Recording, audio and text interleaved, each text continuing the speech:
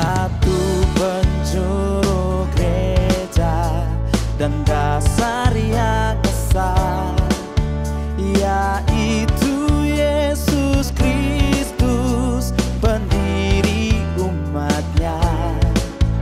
Dengan kurban darahnya gereja ditebus, baptisan dan firman.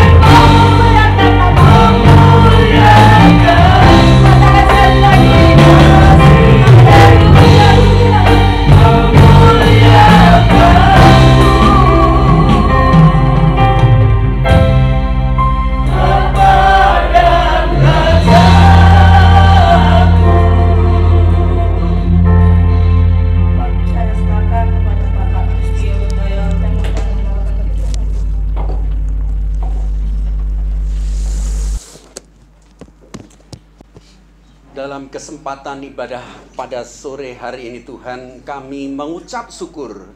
Kami berterima kasih karena Engkau berkenan membagikan kebenaran-Mu, hikmat-Mu kepada kami. Orang-orang yang tanpa Tuhan adalah orang-orang yang bodoh. Kami tidak mengenal Tuhan, kami tidak percaya Tuhan. Tapi puji Tuhan, Engkau telah menyelamatkan kami.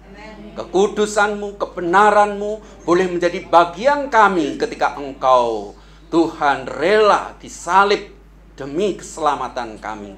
Terima kasih Tuhan, pada saat kesempatan ini kami ingin duduk diam. Seperti Maria, duduk dekat kaki Yesus, mendengarkan apa yang menjadi kerinduannya. Inilah rindu kami pada saat sore hari ini. Kiranya Allah Roh Kudus yang menerangi hati dan pikiran kami dan membuat kami mengerti dan memberikan kami kekuatan untuk hidup dalam kebenaran.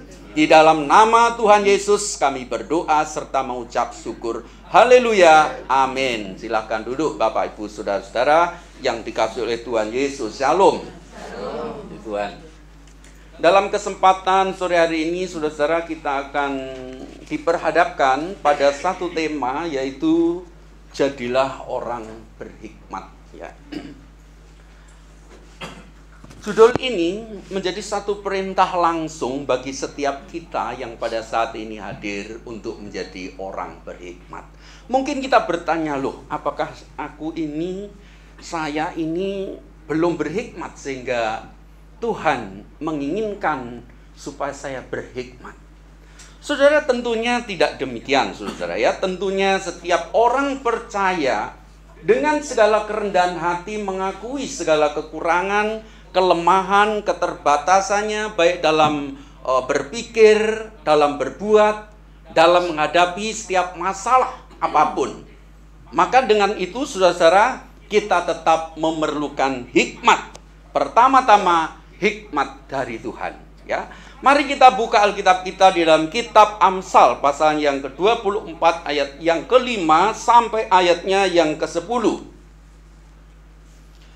Kitab Amsal pasalnya yang ke-24 ayatnya yang ke-5 sampai ayatnya yang ke-10. Saudaraku, saya membawa Alkitab atau membacakan Alkitab ini adalah mungkin dari beberapa kata tidak sama dengan yang Bapak Ibu pegang, ya, sama-sama dikeluarkan oleh Lembaga Alkitab Indonesia, tetapi ini adalah edisi yang sudah dibenahi, ya, kata-katanya. Amsal 24 ayatnya yang ke-5 sampai ayat yang ke-10 akan saya bacakan untuk Bapak Ibu Saudara-saudara sekalian. Ayat 5. Orang bijak lebih berkuasa daripada orang kuat, dan orang berpengetahuan daripada orang yang kekuatannya besar. Karena hanya dengan siasatlah engkau dapat berperang, dan kemenangan tergantung pada banyaknya penasihat. Hikmat terlalu tinggi bagi orang bodoh. Ia tidak membuka mulutnya di pintu gerbang.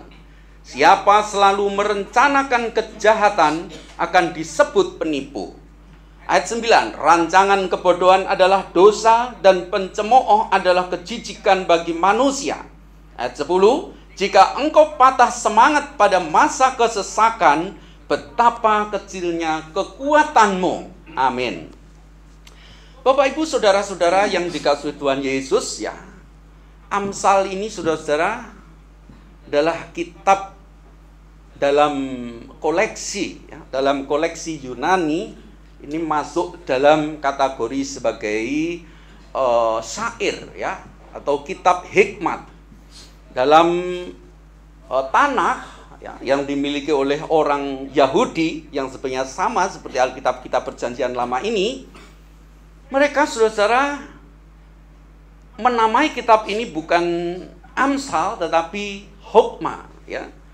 Sehingga saudara, dari terjemahan ini saudara, kalau kita lihat di dalam bahasa Inggris, ya, itu Amsal ini disebut sebagai proverb, ya. Itu salinan atau transliterasi atau mungkin saduran dari bahasa Latin proverbium, ya. Proverbium. Ya, itu rangkaian kata-kata yang dimana di dalamnya itu penuh makna bagi kehidupan, ya. Saudara-saudaraku yang dikasihi Tuhan Yesus, di dalam terang perjanjian baru, ya, yang tentu akan semakin lebih jelas, hikmat ini saudara-saudara sudah dapat diklasifikasi sedemikian rupa kalau kita membaca di dalam kitab Yakobus, ya. Kitab Yakobus ini secara tradisional disebut sebagai kitab hikmat di dalam perjanjian baru, ya. Sehingga di dalam kitab Yakobus hikmat itu diklasifikasi menjadi 3. Pertama adalah hikmat dari atas, yaitu dari Tuhan. Yang kedua adalah dari setan-setan, kelompoknya juga manusia dan dunia. Lalu yang ketiga adalah dari setan-setan. Namanya hikmat, tetap sama. Tetapi itu diklasifikasikan secara kontra. Karena yang dari atas itu sifatnya murni, ya. Sebagaimana Allah sendiri sebagai sumber hikmat adalah murni, ya, di mana di dalamnya adalah seluruh kebenaran, tetapi yang dari setan-setan itu bukan murni. Itu kalau kita lihat di dalam kitab Yakobus. Saudara-saudara, kita berpikir hikmat itu apa sih? Secara jujur saja, sampai sekarang ini pun saya masih merenungkan yang namanya hikmat itu apa. Ya. Dalam dasar negara kita, bagian yang keempat, di sana dikatakan bahwa kerakyatan yang dipimpin oleh hikmat dalam kebijaksanaan, dalam permusyawaratan perwakilan. Rupanya jemaat di sini cerdas sekali, ya. Pancasila sudah begitu hafal, puji Tuhan. Hikmat ini memiliki peranan penting juga di dalam tata kelola negara kita. Sehingga di dalam butir keempat dalam Pancasila itu diakui bahwa hikmat ini perlu diperlukan oleh para pemimpin-pemimpin bangsa kita di dalam mengelola negara kita untuk mencapai tujuan luhur bangsa kita, yaitu masyarakat yang adil dan makmur, sejahtera dari Sabang sampai Merauke. Itu tujuan dari negara kita, saudara-saudara, dan itu diperlukan hikmat. Puji Tuhan. Saudara-saudara, saya ingin katakan, ya, melalui kebenaran firman Tuhan ini, hikmat itu sungguh-sungguh diperlukan ketika kita menghadapi banyak hal di dalam hidup kita ini, ya. Banyak hal di dalam kehidupan ini, entah itu barang, entah itu pergaulan, entahkah itu masalah, bagaimana kita berinteraksi, bagaimana kita berelasi satu dengan yang lain. Hikmat ini harus benar-benar memimpin setiap kita supaya kita tidak salah jalan. Karena kalau sampai salah jalan, ini sungguh-sungguh akan merugikan diri kita sendiri. Saudara-saudara yang dikasihi Tuhan Yesus, ya, di dalam beberapa leksionari, ya, hikmat itu adalah suatu pengertian dan pemahaman yang dalam mengenai dan terhadap barang, kejadian, situasi yang menghasilkan kemampuan untuk menerapkan hasil dari persepsi, penilaian, dan perbuatan sesuai pengertian yang didapat dari apa yang ia amati itu. Sebagai satu contoh adalah Salomo. Kalau kita lihat, saudara, Salomo dalam bagian Amsal pasal pertama dan Pengkhotbah juga bagian pertama, dia itu sangat begitu jeli melihat setiap peristiwa demi peristiwa, melihat alam semesta ini, melihat gerak-gerik orang, sifat-sifat orang, tanaman, dan macam-macam. Salomo itu sungguh-sungguh sangat luar biasa karena dia ingin menjadi orang yang berhikmat. Sehingga ketika Salomo diperhadapkan kepada kasih karunia Allah yang mendatangi dia, minta apa kamu? Minta kekayaan, kehormatan. Apa yang dipilih oleh Salomo, Bapak Ibu? Yang dipilih Salomo adalah hikmat dan pengertian. Walaupun kita melihat, saudara, ending dari Salomo ini, hikmatnya sudah tidak diberi tempat di dalam kehidupannya karena terpengaruh dengan gundik-gundiknya, istri-istrinya yang tidak takut akan Tuhan. Tetapi Salomo, dia mengedepankan hikmat di dalam memimpin kerajaannya di dalam menyelenggarakan pemerintahan Israel pada waktu itu. Sehingga ketika dia diperhadapkan bagaimana menyidang seorang dua ibu yang memiliki dua anak, kita lihat dalam Alkitab dia sangat begitu bijaksana sekali dan dia sangat berhasil. Dan banyak hal saudara-saudara yang dialami oleh Salomo ini. Saudara, itulah hikmat. Tetapi hikmat dalam pengertian iman Kristen adalah hikmat yang bukan sebagai atau sekedar kepandaian secara kognitif atau dihasilkan secara akademis melalui pendidikan formal. Hikmat di dalam tradisi Kristen maupun Yahudi ini juga bukan lahir dari suatu teori-teori filsafat karena dia memahami akan perjalanan hidup. Bukan itu. Tetapi hikmat yang dihadirkan di dalam Alkitab adalah pengertian rohani. Kalau di dalam kitab Yakobus dikatakan pertama-tama murni itu adalah karena supaya kita hidup dengan tidak bercela sesuai dengan kebenaran firman Tuhan sampai penghabisan. Itu hikmat yang terutama, landasannya adalah hubungan dengan Tuhan. Sehingga kemarin ketika kita mendengarkan firman Tuhan, di sana dikatakan bahwa kalau kita ingin menjadi orang berhikmat dengan benar di hadapan Tuhan, pertama-tama harus dilandasi takut akan Tuhan. Karena hikmat ini akan menuntun dari kita takut akan Tuhan kepada takut akan Tuhan. Sehingga saudara-saudara, orang Kristen ketika menghadapi suatu masalah itu tidak langsung menuruti apa kata hati, apa yang ada di dalam pikirannya, apa yang ada dalam emosinya. Tidak serta-merta. Dia dapat mengkontrol, mengendalikan diri. Dia mengedepankan bagaimana Allah menginginkan sesuatu di dalam apa yang terjadi dalam hidupku ini. Yang terjadi dalam konteks hidup kita masing-masing. Saudara-saudara yang dikasihi oleh Tuhan Yesus, di dalam ayatnya yang kelima, orang bijak lebih berkuasa daripada orang kuat dan orang berpengetahuan daripada orang yang kekuatannya besar. Saudara, di sini ada semacam yaitu satu perbedaan kualitas antara orang yang bijak atau orang yang berhikmat dengan orang yang kuat. Lebih berkualitas mana? Di sini dikatakan lebih berkualitas orang yang berhikmat, orang yang bijaksana. Orang yang kuat dia mengedepankan kekuatannya, tetapi dia tidak memiliki strategi, cara-cara di dalam kehidupannya dalam menghadapi masalah. Yang penting kuat. Siapa yang kuat, dia yang menang. Tetapi orang berhikmat tidak.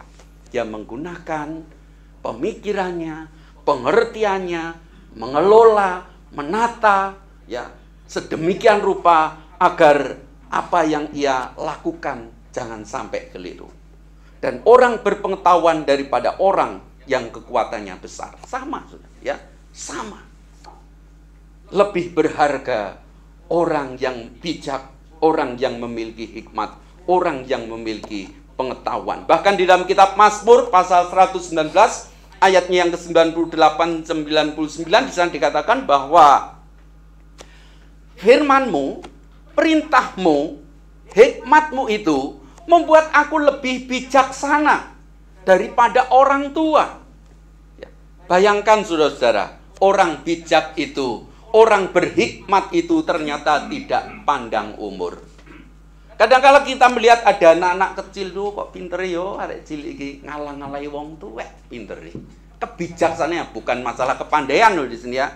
Enak arek cilik tapi kok koyok wong tuwek. Maksudnya koyok wong tua itu bukan wajahnya tua, tapi sikapnya itu loh saudara. Ada. Ya, bagaimana dalam misalkan kalau ada anak-anak dikasih uang sekolah itu ada yang pinter sekali, tapi juga ada orang-orang yang sudah berusia tidak bisa mengelola dengan baik. Banyak kita melihat saudara-saudara. Maka saudara-saudara, hikmat ini tidak memandang usia, tidak memandang umur. Hikmat Siapapun mereka yang mau menyendengkan dan mendengarkan, menyediakan telinganya di dalam Amsal pasal 6, 7, 8, maka hikmat itu akan menghampirinya. Saudara-saudara yang dikasihi Tuhan Yesus, kita lanjutkan.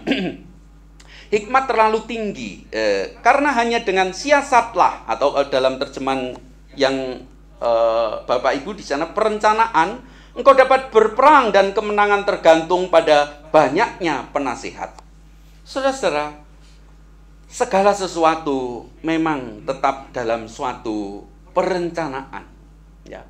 Siasat, cara, hal-hal yang perlu kita ketahui dari lawan kita dalam hal ini, saudara-saudara. Maka Yesus pernah memberikan satu perumpamaan tentang orang yang ingin membangun suatu rumah, dan perumpamaan tentang orang yang ingin maju berperang. Kalau musuhnya itu terlalu kuat, ya sudah, jangan melawan.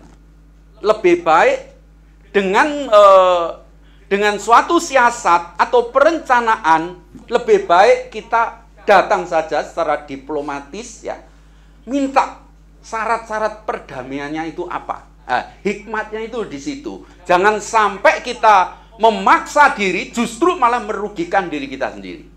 Lalu ketika Yesus juga memberikan perumpamaan tentang orang yang membangun suatu rumah, orang ini tidak mikir.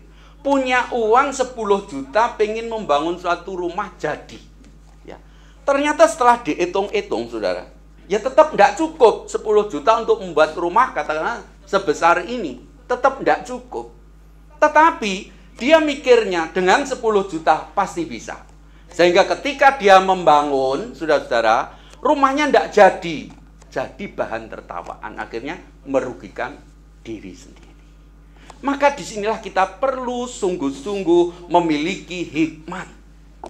Memang hikmat itu tidak identik dengan kecerdasan dan kepandaian, tetapi hikmat itu kadangkala juga ada kaitannya dengan kecerdasan dan pengetahuan. Saudara-saudara, kita mau bertindak segala sesuatu dengan penuh pemikiran, perenungan, dan kita juga mau menyerap berbagai macam masukan-masukan kalau hal itu memang diperlukan demi kebaikan kita. Lalu saudara-saudara, di dalam ayatnya yang ke-7, hikmat terlalu tinggi bagi orang bodoh. Ia tidak membuka mulutnya di pintu gerbang. Saudara-saudara, hikmat itu terlalu tinggi bagi orang bodoh. Artinya, orang bodoh, ya kalau kita berbicara orang bodoh di sini itu bukan orang yang tidak sekolah, ya. Jadi Alkitab itu mengatakan yang namanya orang bodoh itu bukan orang yang tidak sekolah atau orang yang tidak terpelajar. Orang bodoh yang menurut kitab suci adalah orang yang memang sudah tidak mau tahu dengan pengertian. Orang yang tidak mau tahu dengan memahami tentang kehidupan. Itu namanya orang bodoh. Bagi orang bodoh, saudara, hikmat itu tidak penting. Yang penting apa? Di dalam ayat 5 tadi, ya kekuatan, kebesaran, itu yang terpenting. Kuasa, power. Mereka mikir kalau aku kuasa, aku bisa melakukan banyak hal. Mohon maaf, saudara-saudara, bukan hal yang asing bagi kita, walaupun pro kontra di tengah masyarakat Indonesia. Pak Harto misalkan, ya, dikatakan beliau sebagai otoriter, memiliki power, bisa melakukan segala sesuatu apa yang ia mau karena dia memiliki kuasa tertinggi dalam pemerintahan. Tapi kalau itu tidak disertai hikmat, saudara-saudara, bayangkan ketika beliau lengser, hujatan sana sini, muncul dengan begitu rupa. Itulah saudara-saudara, seringkali kalau orang mengandalkan kekuatannya, kebesarannya, jabatannya, dan macam-macamnya, akan merugikan diri sendiri. Bagi orang bodoh, ia tidak membuka mulutnya di pintu gerbang. Artinya apa? Saudara, kalau di dalam konteks zaman dulu, saudara, para filsuf-filsuf itu biasanya di gerbang-gerbang kota, di pasar-pasar, mereka itu kumpul-kumpul, ngomong-ngomong tentang hal-hal filsafat yang tinggi-tinggi.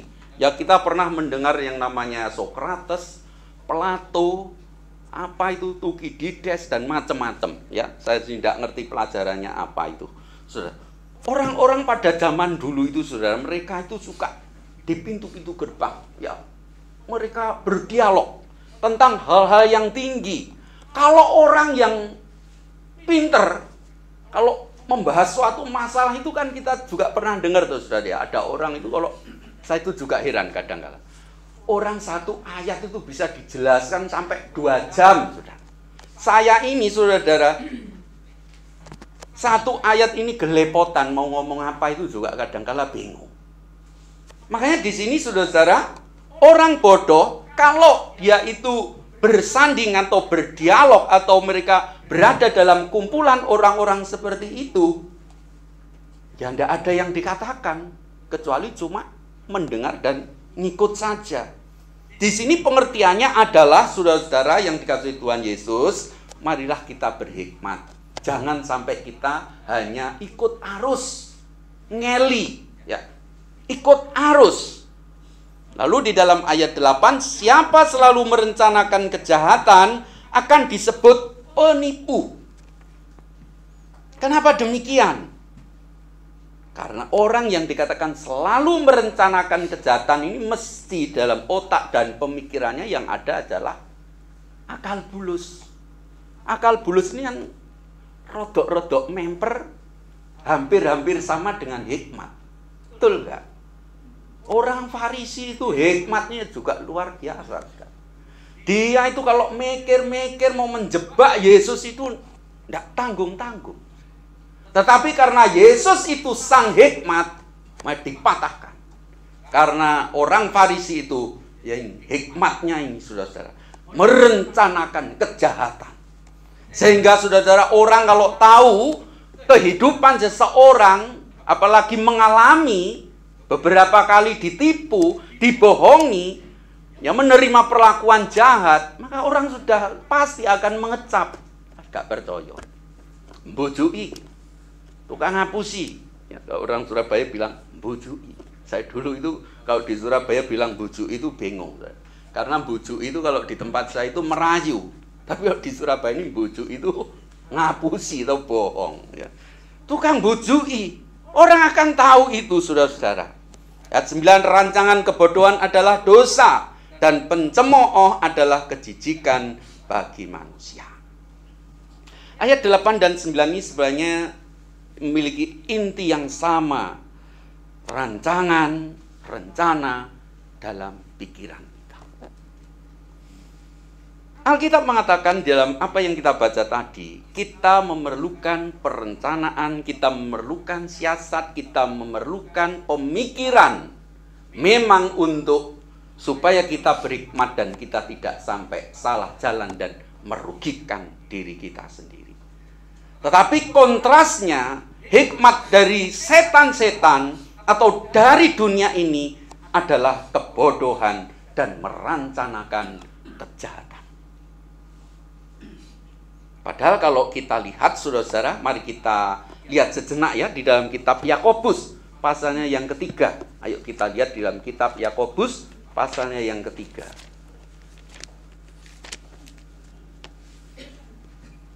Yakobus pasal 3 ayatnya yang ke-13 sampai ayatnya yang ke-17 ya, akan saya bacakan.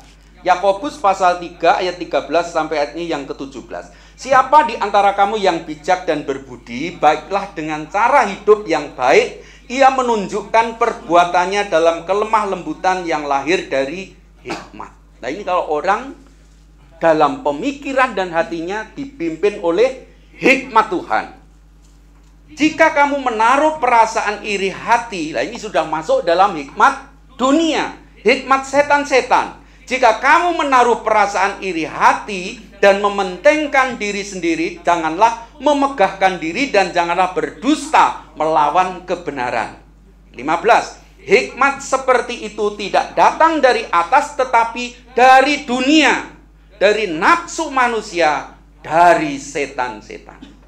Sebab di mana ada iri hati dan mementingkan diri sendiri, di situ ada kekacauan dan segala macam perbuatan jahat. Ayat 17. Ini yang harus kita perhatikan. Namun, hikmat yang dari atas, dari sorga, hikmat yang dari Allah, pertama-tama murni, selanjutnya cinta damai, peramah, penurut, penuh belas kasih, buah-buah yang baik, tidak memihak dan tulus ikhlas. Kalau di dalam kitab Amsal tadi, kalau orang pikirannya cuma merencanakan kejahatan, ingin merugikan orang, ingin melukai orang, ingin menjebak orang, ini hikmat dari nafsu manusia dan setan-setan. Tetapi kalau di dalam hidup setiap kita, di dalam pikiran dan hati kita, di situ saudara-saudara kita selalu memikirkan keindahan, kesucian, kedamaian, kesejahteraan orang lain, hal-hal yang menguntungkan orang lain, kita dipimpin oleh hikmat dari atas. Puji Tuhan. Saudara-saudara, kita kembali di dalam kitab Amsal tadi. Di dalam ayatnya yang ke-10, ayat yang terakhir. Jika engkau patah semangat pada masa kesesakan, betapa kecilnya kekuatanmu. Saudara-saudara, rupanya saya memang harus kembali kepada kitab Yakobus, saudara-saudara, ya. Jika engkau patah semangat pada masa kesesakan, betapa kecilnya kekuatanmu. Betapa banyak saudara kita menjumpai orang yang titik-titik mutung, dikit-dikit putus asa, dikit-dikit gondok, dan macam-macam, saudara-saudara. Tidak mampu menghadapi persoalan, tidak mampu menghadapi pencobaan, tidak mampu menghadapi suatu ujian. Kecil saja sudah patah semangat. Padahal kita dituntut, saudara-saudara, ketika Allah mengizinkan kita jatuh di dalam satu kesesakan, kita harus dapat bertahan. Mari kita baca di dalam kitab Yakobus kembali. Kitab Yakobus, pasalnya yang pertama.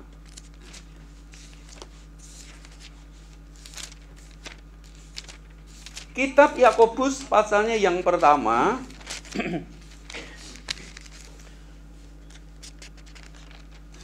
ayatnya yang ke-2, ya, akan saya bacakan sampai ayat yang ke-7. Panjang nih rupanya, ya. Ini sebagai satu penafsiran saja saya bacakan untuk saudara-saudara. Jadi Amsal ditafsirkan oleh Yakobus begitu, ya. Yakobus pasal 1 ayat 2 sampai yang ke-7. Saudara-saudaraku, anggaplah sebagai kebahagiaan apabila kamu jatuh ke dalam berbagai pencobaan. Saudara-saudara, siapa kira-kira yang bahagia kalau jatuh dalam pencobaan? Ada kira-kira? Kalau orang jatuh di dalam persoalan, bencana, terus dianggap sebagai kebahagiaan. Ada enggak di dunia ini? Enggak ada, ya. Tapi kitab suci mengatakan demikian. Anggaplah sebagai kebahagiaan apabila kamu jatuh ke dalam berbagai pencobaan, sebab kamu tahu bahwa ujian terhadap imanmu itu menghasilkan ketekunan. Biarlah ketekunan itu memperoleh buah yang matang, supaya kamu menjadi sempurna dan utuh, serta tidak kekurangan apapun. Ayat 5, namun apabila di antara kamu ada yang kurang berhikmat, hendaklah ia memintanya kepada Allah yang memberikan kepada semua orang dengan murah hati, tanpa mencela. Kalau di situ dikatakan tanpa membangkit-bangkit, maka hal itu akan diberikan kepadanya. Jadi saudara, kalau kita menghadapi ujian, masalah, jangan lekas putus asa, jangan lekas patah semangat, tetap bertahan, hadapi itu, ya. Bahkan di sini dikatakan, kalau kita kurang hikmat, tidak mengerti jalan mana yang harus aku tempuh dan jalan mana yang harus ku ambil dan ku putuskan, maka minta sama Tuhan sumber hikmat itu.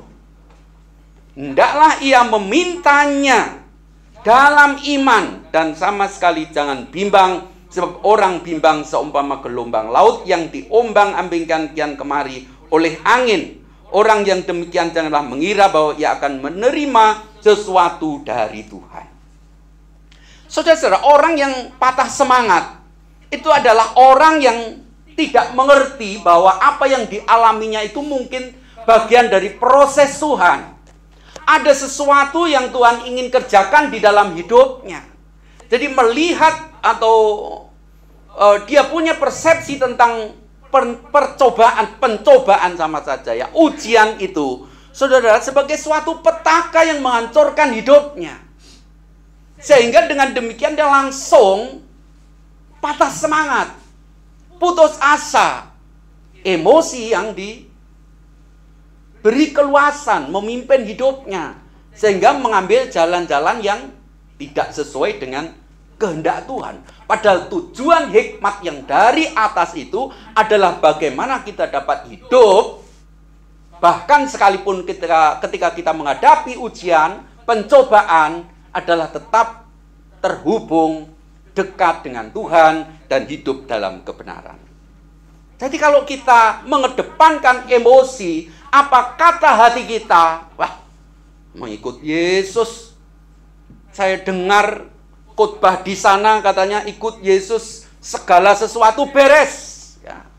Katanya ikut Yesus di sana anak raja, aku anak raja. Lah kalau anak raja kok kurang duit? Anak raja loro-loronen. Aku doa gak mari-mari. Ya apa ini? Lah daripada gitu, datang saja ke Mbah Dukun. Ya. Saya itu pernah, saudara saya. Kadang-kala saya kalau ingat itu ya, kok yo iso ya Tuhan, saya itu kok seperti itu gitu kan. Dulu itu nomor sudah ya. Ini kesaksiannya. Perlu pertobatan. Memang hidup kita harus diperbaharui terus menerus.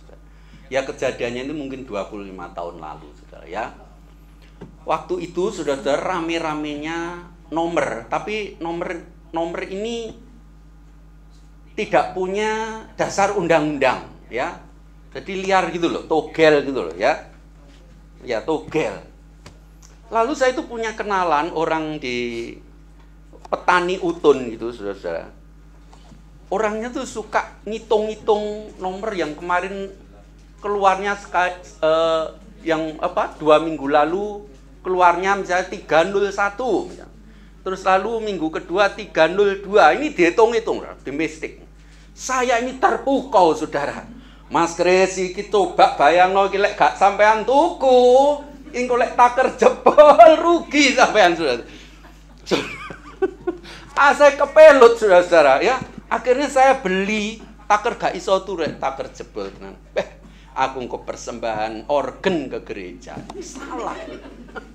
Ini pikiran hikmat setan, hikmat manusia, saudara. Gak kapok-kapok, saudara-saudara, karena pengen duit gede, saudara. Lalu dibilang, di daerah sumber beras, ya yang tahu di sini sumber beras ya Pak Dan ya, sumber beras Moncar itu masuk sebelum Moncar ya Sumberayu itu masuk ke timur gitu, saya masih ingat waktu itu. Di sana itu ada yang namanya Mbah siapa waktu itu sudah saya, karena saya itu pengen nomor saya, wong jeneng gereja kok cek tuku nomor. Saudara saya medayoh. Saya bilang, Mbah, putune mriki ajenge njaluk rezeki, Mbah. Lho rezeki apa le?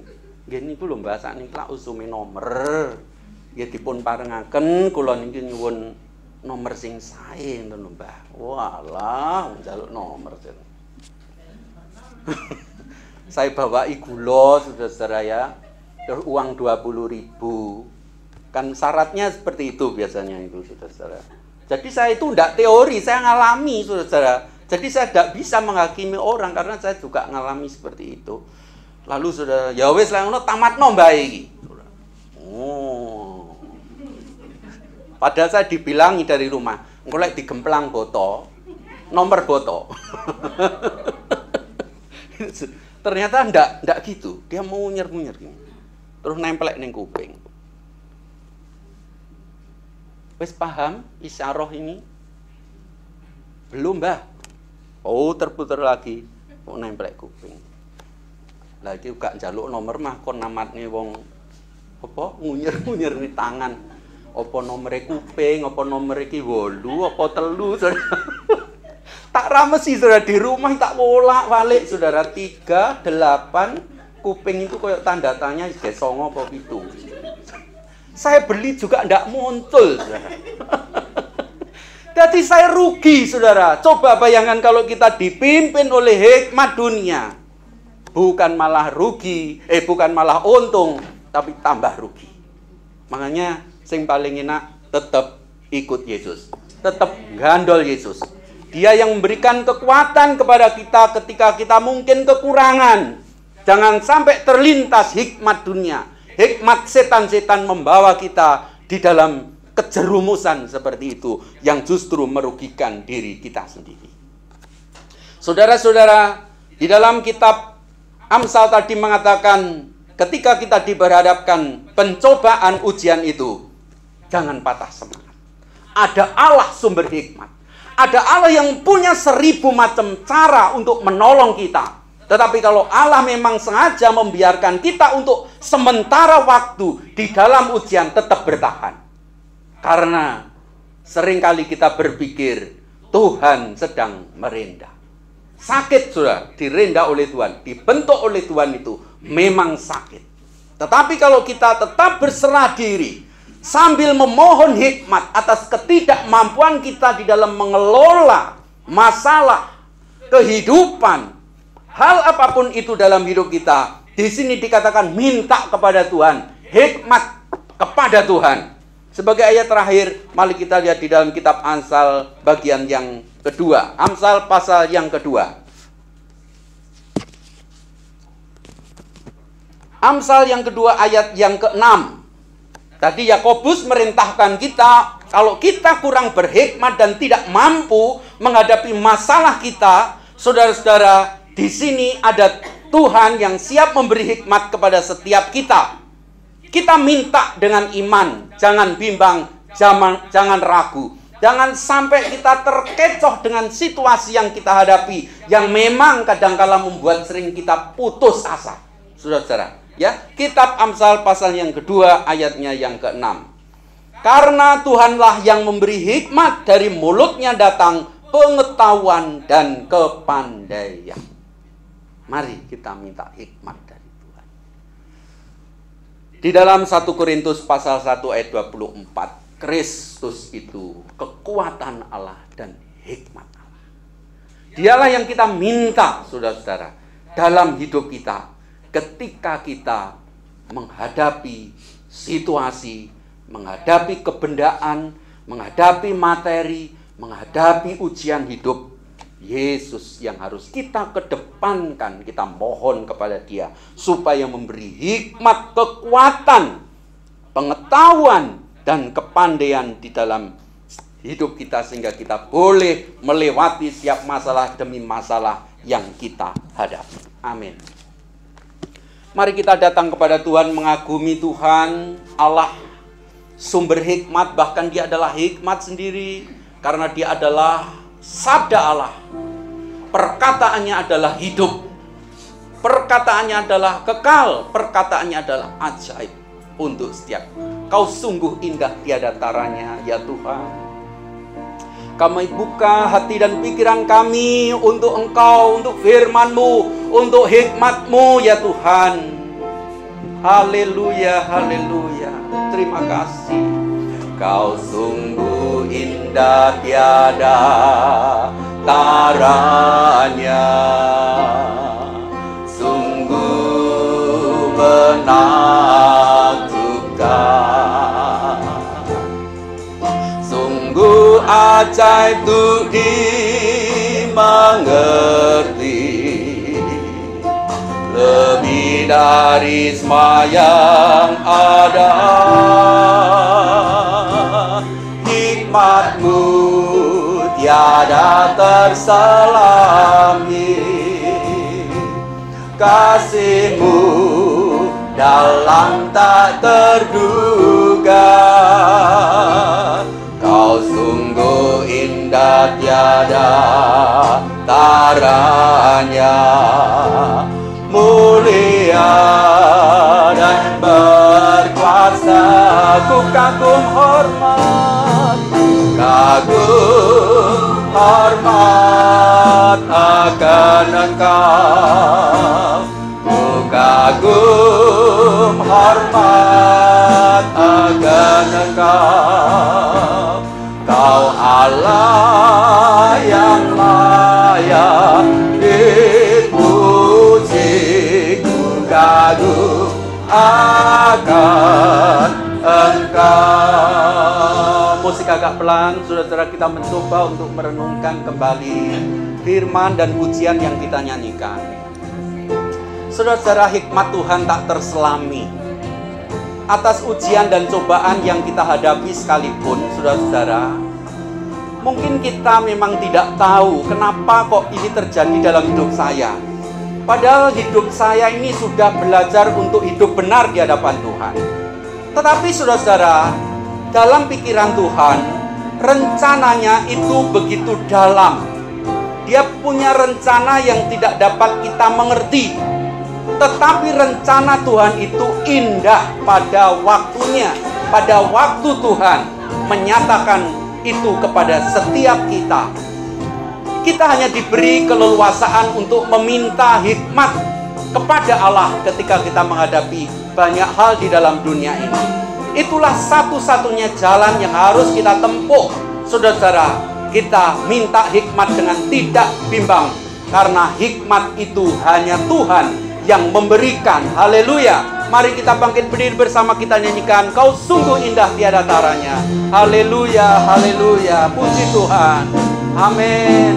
Kau sungguh indah tiada taranya, sungguh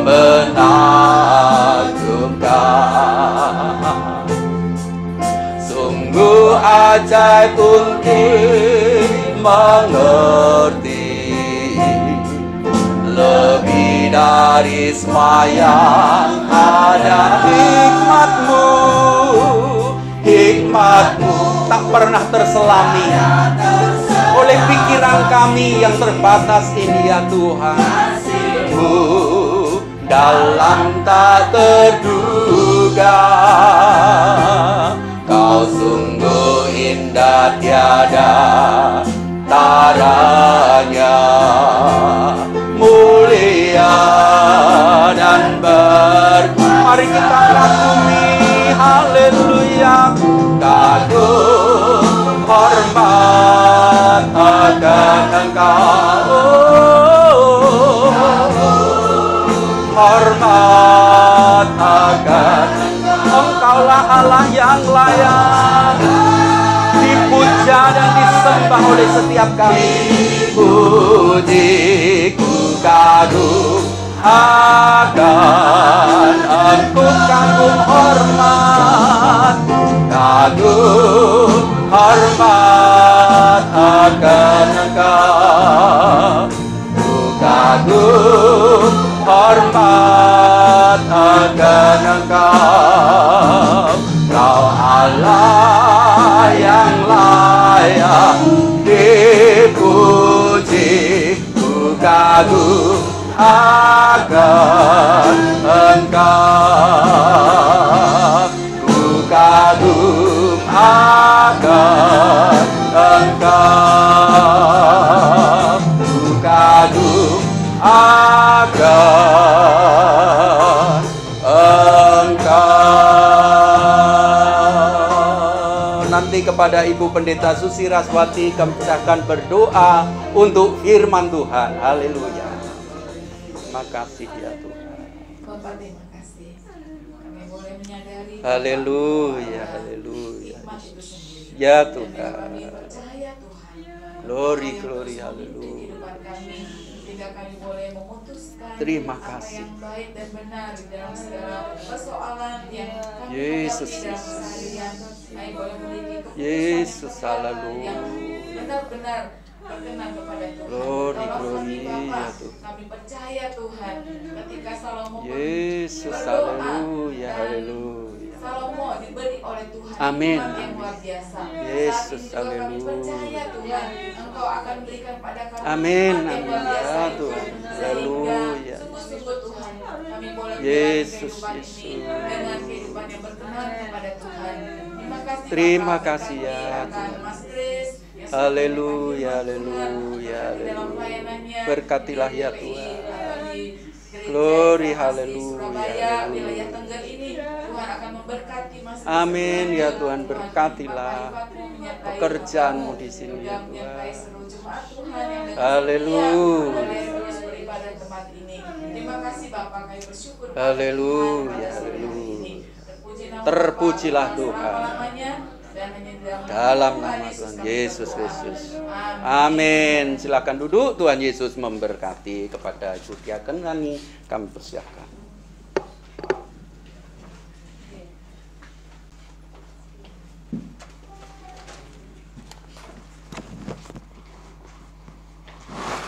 Puji Tuhan, kita sudah mendengarkan kebenaran firman Tuhan.